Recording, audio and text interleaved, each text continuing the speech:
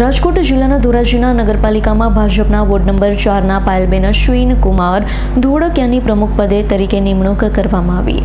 ધોરાજી નગરપાલિકામાં ભાજપનું શાસન આવ્યું હતું। વોર્ડ નંબર 9માં ભાજપના સંગીતાબેન બારોટની પ્રમુખ તરીકે નિમણૂક કરવામાં આવી।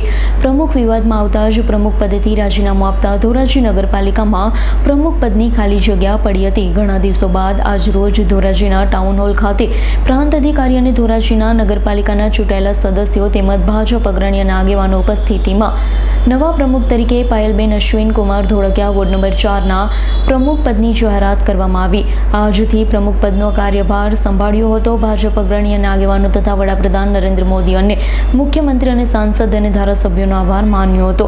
નયનાબેન ધોળકિયાએ વધુમાં જણાવ્યું છે કે પહેલા પાણીનો પ્રશ્ન હલ કરવામાં આવશે, વિકાસના કામોને પ્રાધાન્ય આપવામાં આવશે।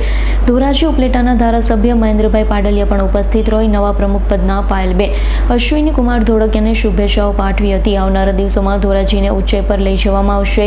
તમામ પ્રકારની ગ્રાન્ટો ધોરાજીમાં વધુ આવે તેવા પ્રયત્ન કરવામાં આવશે।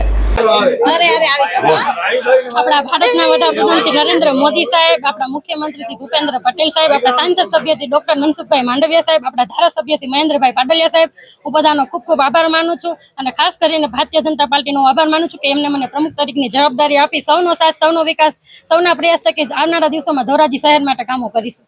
Bureau report S9 news Rajkot. અમારી તમામ માહિતીથી અપડેટ રહેવા માટે જોડાયેલા રહો S9 ન્યૂઝ સાથે।